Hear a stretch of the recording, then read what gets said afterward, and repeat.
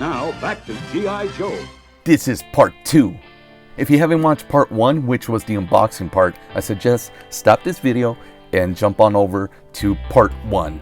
I had a lot of fun unboxing these figures, especially the A.W.E Stryker. The two packs, it was maybe because it wasn't all that similar to the original 80s G.I. Joes. It was more reminiscent to current figures on the way you unbox it. Like the original G.I. Joes came in this small little bubble, and so you had to tear it off, and for little hands it was a lot easier. This one, I mean, I got big hands now, but it just didn't feel the same. It wasn't as enjoyable. But the A.W.E Stryker, that box of taking all these pieces out, although it did worry me because there's so many pieces, it still was very reminiscent. And a lot of this stuff of me unboxing all these retro toys, that's what it's all about. It's just reminiscing and having fun while doing it. So let's start off with the A.W.E Stryker and the box art. It didn't pop as much as the original one. I mean, look at the original A.W.E Stryker box. These colors pop. They're pretty simple, but the colors pop. This 2000 A.W.E Stryker, it's got a lot of action going, but it's just missing a little something. So this A.W.E Stryker doesn't come with the original figure that he came with. He comes with relatively new character that I honestly didn't really care for, but at the same time I didn't really care for Crankcase either because he wasn't really featured in the cartoon. The great thing about this figure is the color scheme. He matches the vehicle he comes with. Now his file card, it's okay. I read through it, and I read through the original file card that came with Pathfinder, and it's whatever. Taking a closer look at Pathfinder, he's not a bad figure. He's got all the articulation that you would expect from a G.I. Joe from the late 80s, early 90s.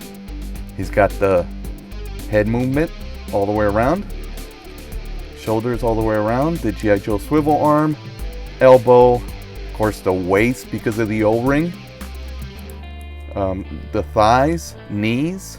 What is missing is his weapons. He comes with no weapons. Crankcase at least came with his helmet and his rifle. But this guy, I mean, he comes with a cool hat. That's cool, but you can't remove it. And he is essentially riding a dune buggy. His head is right underneath what would be like metal bars and a big old gun. And all he's wearing is a cloth hat. But as a driver, he's adequate. Now I'm going to review the A.W.E Stryker vehicle. Like I said in the previous video, I think I appreciate this vehicle a lot more because I almost literally had to put it together from scratch. It was like putting together a model car, even having to put all the stickers, way too many stickers on it. But at the end, it looks fantastic. Being an all-weather and environment vehicle, in order to review this properly, I had to simulate all kinds of weather and environment. So I took them with me and I played at the park. I was at the park playing with this and I had a lot of fun. Everything about this vehicle is fun. You can't pack too many figures on it. Only 4 Joes fit on it. But fitting only 4 Joes might be like the worst critique on it. Maybe lacking rubber wheels could be one of the other critiques. I still haven't cleaned it off. But check out the 4-wheel suspension. Front suspension, back suspension. Now I didn't record it because it was a mistake. It fell off my hands. It didn't break. That was the best part. But I thought it did because this came off. The motor came off as well. That was nice. That it didn't actually break. Everything's so cool about this. The steering wheel actually turns. The steering wheel does not turn the wheels, but at least it does turn, and you can see all these little mechanisms in there, which as a kid I would have taken so much time just to look at every little detail, and as an adult I've been looking at every little detail. Suspension right there on the back. Here's the front suspension. Now some of the stickers do want to fall off, namely this one and this one here. That'll kind of give it more of a weathered look, I think. Plus I didn't really care for all these stickers, though some, like that one, I think it's necessary just to make it pop just a little bit more. This video camera right here that the shotgun guy will controls the cannon on top. It doesn't rotate all the way around because the antennas are in the way, but if they weren't, it would. Just doesn't make as much sense. I would have liked these antennas to like stick somewhere back here so they're not sticking all the way up like that, but those are little minor critiques. The rest of this thing is great, and it's so much fun to actually play with. Even posing, if I just put them right here, that looks really good, just having it displayed. The figure's not so great, but the actual vehicle more than makes up for anything lacking with the figure. And now it's time to talk about the two packs, but before I get there, I wanted to say something about the file cards here. They are essentially different characters. They don't go by the timeline at all. Although they share the same names, they are completely different. Cobra Bat kind of goes by the timeline, especially because he is Mark III, but the rest, General Tomahawk, there's nothing really the same except for the body molds. Headman, he is no longer a drug dealer. He is now a smuggler. And Shipwreck, well, they just changed up his file card. Although they're all interesting, it seems like they're from a different universe. First off is General Tomahawk and Headman. This is my favorite of the two packs because of the molds that they use. Although it's not classic G.I. Joes, they are from the early 90s molds, it's still G.I. Joe, while the other two we'll see later. With General Tomahawk, they gave him these subdued colors. I don't think he really matches. He would look great somewhere like in World War II.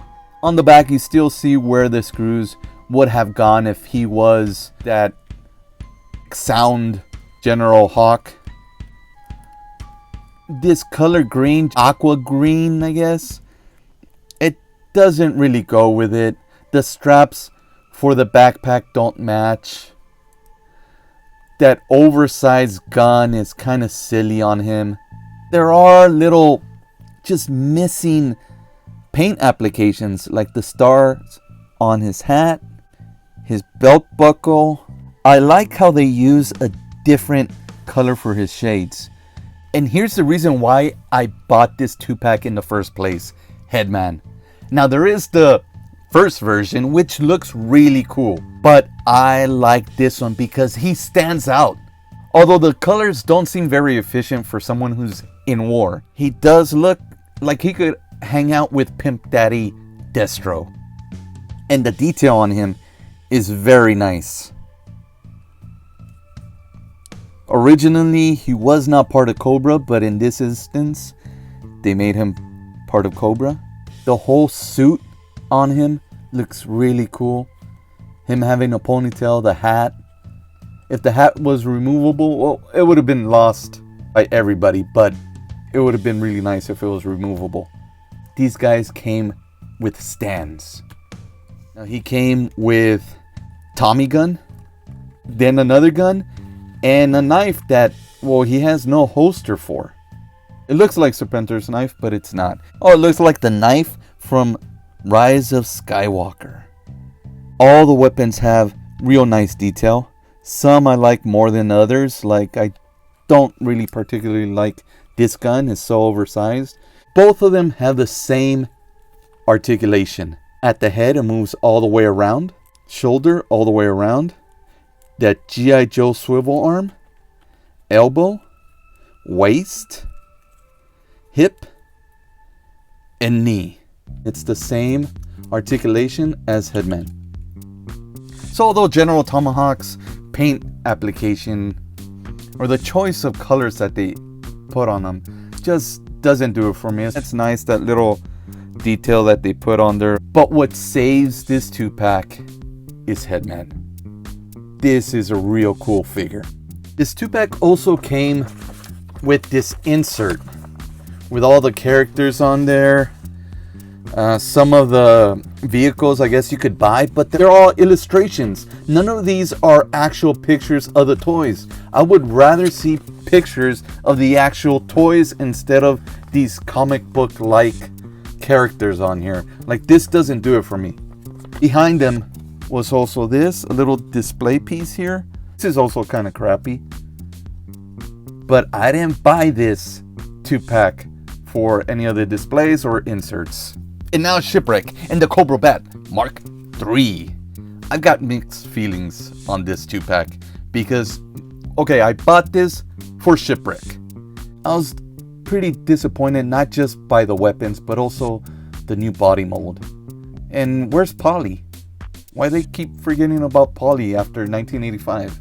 The Cobra Bat, however, looks real cool. But I found a big problem with it. Let's start off with Shipwreck. So Shipwreck comes with these guns that don't even really fit him. Like, this gun doesn't really peg on really nice onto his hand. If you really want his gun like held tightly, it's not gonna happen. So let's just drop it.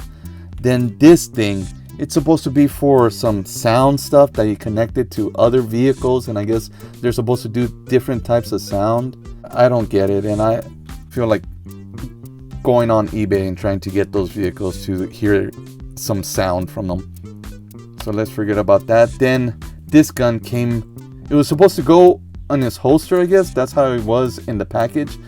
But looking at the holster, it's way bigger. It's a lot wider than the gun, but not deep enough for the gun. It's silly. This was not made for this. So that's worthless right there. The design of Shipwreck ain't bad. The execution was. His legs are way too long. His torso is way too small. His hands are too big. His feet, big old lifts on his shoes. Rest of it looks really cool, but it's just the execution of it was not very good. It's got burgundy hair. This is my least favorite Shipwreck toy. Alright, let's move on to the Cobra Bat. Now the Cobra Bat looks really cool. They gave him a really nice gun. This is stupid. Let's take that off. But this way, walking around like this, he looks like the Terminator. Now that is a Cobra Bat. The backpack actually fits on him very nicely. The detail on this Cobra Bat is wonderful. Look at those arms. Like, see, that reminds me of the Terminator. The colors are not over the top like version 2 of the Cobra Bat. Now on to the articulation, and that's where this guy fails. Because you got articulation, his head is kind of funny, feels a little odd, but at least he's got some sort of movement all the way around. He's got shoulder articulation, and then no G.I. Joe swivel arm. He's got elbow articulation, he's got waist articulation, hip, knee, but no G.I. Joe swivel arm. Come on, 1982 was a pivotal year for G.I. Joe where they came up with the G.I. Joe swivel arm. Some figures were re-released with that G.I. Joe swivel arm. That's what was displayed on the cards of G.I. Joe. 20 years later, they just went one step backwards. He's got articulation at the head, but it's only side to side because of the dumb turtleneck, shoulder articulation, G.I. Joe swivel arm, elbow articulation, waist, hip, and knees. I guess that background was really nice. And the insert that came inside, that is really nice, because this comic, it's more like a poster, but the comic inside was written by Larry Hama. And it's not a bad comic either, with Snake Eyes and Storm Shadow going at it. This is a real nice poster and a throwback to what G.I. Joe was. Unfortunately, most of the figures on there look pretty crappy. The figures and the 2-packs, it's okay. It's okay. Except for the A.W.E Stryker. That one, I'm gonna keep playing with that. Please, don't forget to like, subscribe, comment, and check out the next G.I. Joe live action stop motion animation episode featuring all of these figures. That'll be up soon on my YouTube channel.